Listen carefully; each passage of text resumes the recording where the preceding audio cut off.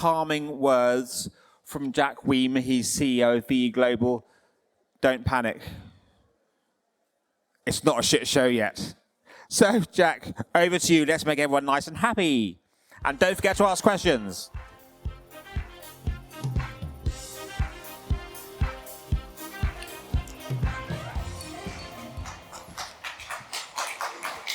Oh, it's nice to have some fans in the house. Thank you. Thank you very much. When our head of marketing first suggested that we talk at MadFest, I jumped at the chance. When he said that we had to talk about something interesting to a wide-ranging audience, I thought, awesome. I love talking about our product. I love talking about our company. Then he told me that we're not allowed to just blatantly pitch our product. And so that put a little spanner in the works. But fortunately, one of the things about working for Global is that we've got a wide range of things that we can talk about and a wide range of things we're experts on. So today, I'm going to be talking about something that we are eminently qualified to talk about, something that brands, big and small, should be interested in, and something that is not just about COVID. Don't worry, it's not a total shit show. This is the kind of comment that will strike fear into the audience that's still here. Is this guy really going to stand up here and tell me something that if I didn't know before the pandemic started, I would easily have been fired as soon as it did start? No, don't panic. I'm not going to just be talking about how commerce has changed forever. Yes, it has, but I'm going to be talking about it in a slightly different way. This was Global. I joined 2.5 years ago, and I think the fire probably started about 5 years ago. By the time I took over as CEO in May 2020, most of this was burnt through, the windows were burnt through. It was a very distressing place to be. But we thought, you know what? There's something that can be saved here. Now, for those of you with long memories, Global is 12 years old. Once upon a time, it was a British tech darling. It was a unicorn when unicorns were as rare as hen's teeth. It then, very publicly and very messily, went wrong. And I'm not going to spend the next 10 minutes talking about all the gory details. If you want to know a little bit about that, and there are some quite interesting things, including the 50-gram mahogany desk that used to sit in the CEO's office, come to our picnic table and talk to us about it. But you know how they say, don't believe everything you read in the papers? Well, in this instance, you probably can. So I took over, and what really went wrong? Well, in a word, everything. Everything that could have gone wrong had gone wrong. We were spread incredibly thinly around the world. We had expectations which were massive, which is fine, but we had no idea how on earth we were going to be able to deliver against any of them. So we were spread too thinly. Our product offering and our service offering was all over the place. No one knew what we stood for. We had the wrong people in the wrong seats. And obviously, to top it all off, morale was at absolute rock bottom. Now, that does beg the question, why did we decide to save it? Well, 2 reasons.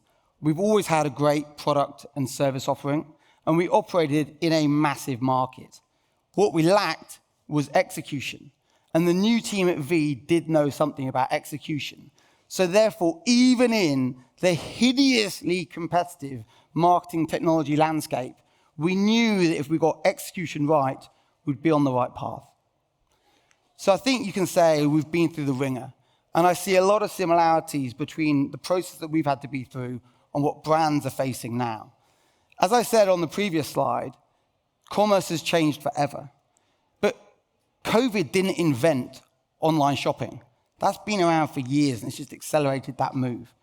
COVID didn't get Google jumping on the privacy bandwagon and talking about depreciating the third-party cookie.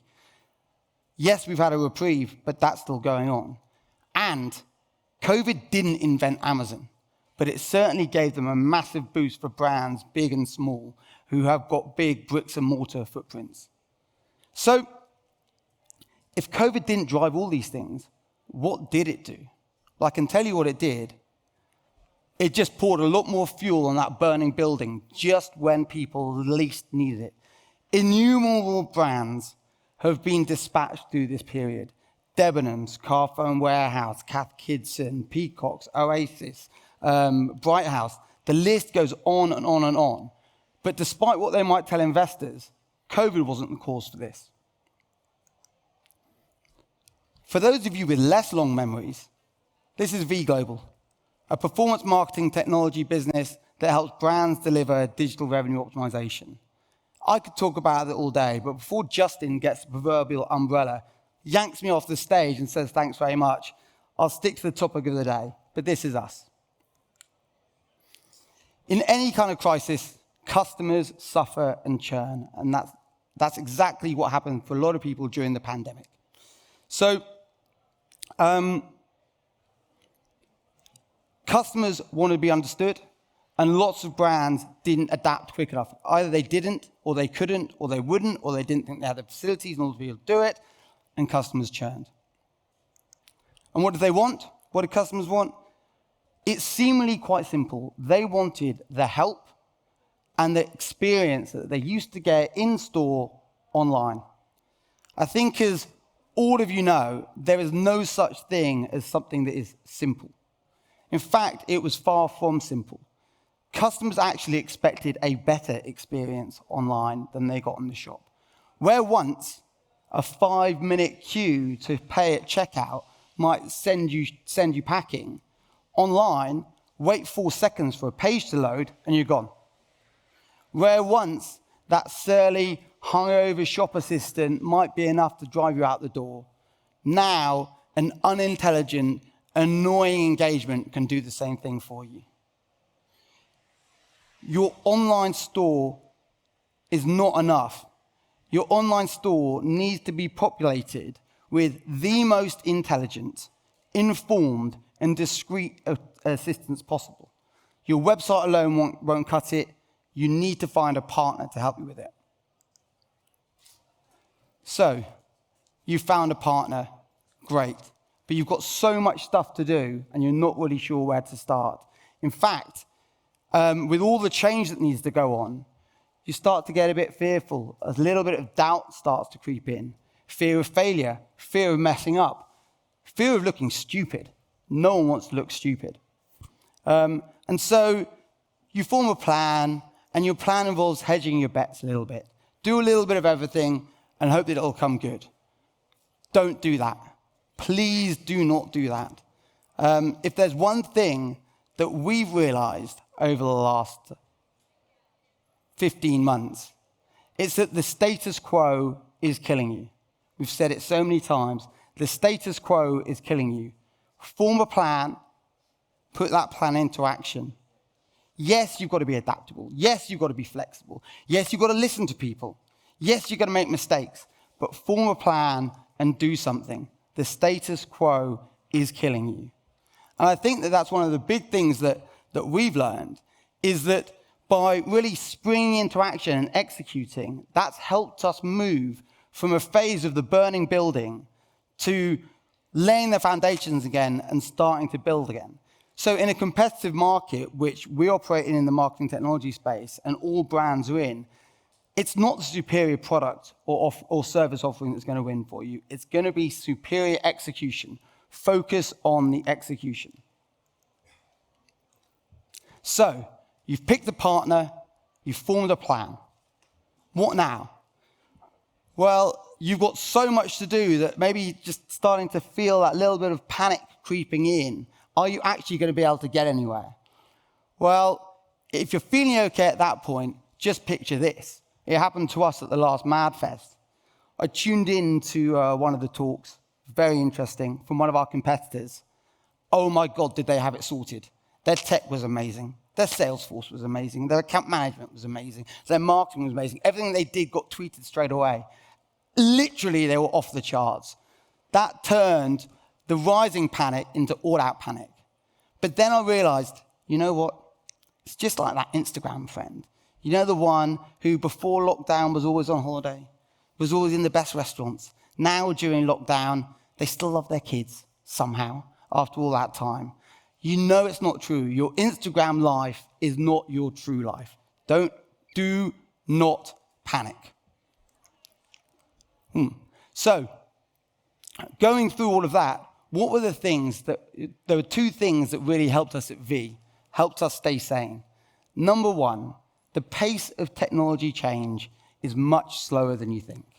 The first car was invented in 1886, 40 years for mass adoption. First mobile phone, 1973, 30 years for mass adoption. It might be moving faster, but it's not moving that fast. Number two, did Henry Ford invent the car? No. Apple the iPhone? No. Google search? No. Amazon online shopping? No, no, no, no, no. There's no first mover advantage, but you do have to be in it to win it. So you've got no firm that has completed their digital transformation. You've got no firm that has solved their quest for digital revenue optimization. Do not panic. You've got time. So you're faced with a mountain to climb. And what are you going to do next? Well, actually, before you start climbing that mountain, you're then thinking, I'm still panicking a little bit because my business is miles away. But just remember, despite what CEOs, CFOs, CTOs, and software salespeople tell you everywhere, and what you tell your boss the whole time, there's always that pesky Excel spreadsheet that's linked to a whole load of other ones that's holding the whole business together. Do not panic. Change takes time. So, you've established that change takes time. You know you're not where you want to be with your online offering. You know you need to improve the online experience for people. What are you going to do? Well, I think you all know the answer. Come and speak to us. We've been through the ringer. Not only have we got a product and service, but we know how to implement that technology for people. Thank you very much.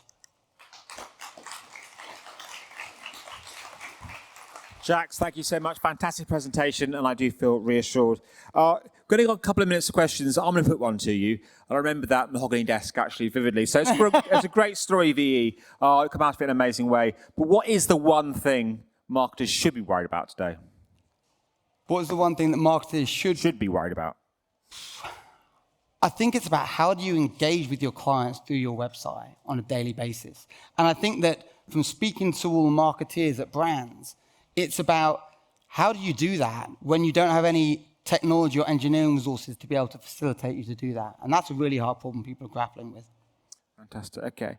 Another question here from Sophie. I think you've had a question before. Sophie says, what brand do you think has the best digital transformation story? You were saying everyone's on the road, but who are you most impressed by? I'll answer in a slightly cheating way because I'll talk about one of our clients who I think is doing a fantastic job. So we work very closely with Co's PC World in Ireland. So massive brand. They have adopted every single piece of technology that we've been able to do. They've linked across their offsite and their onsite.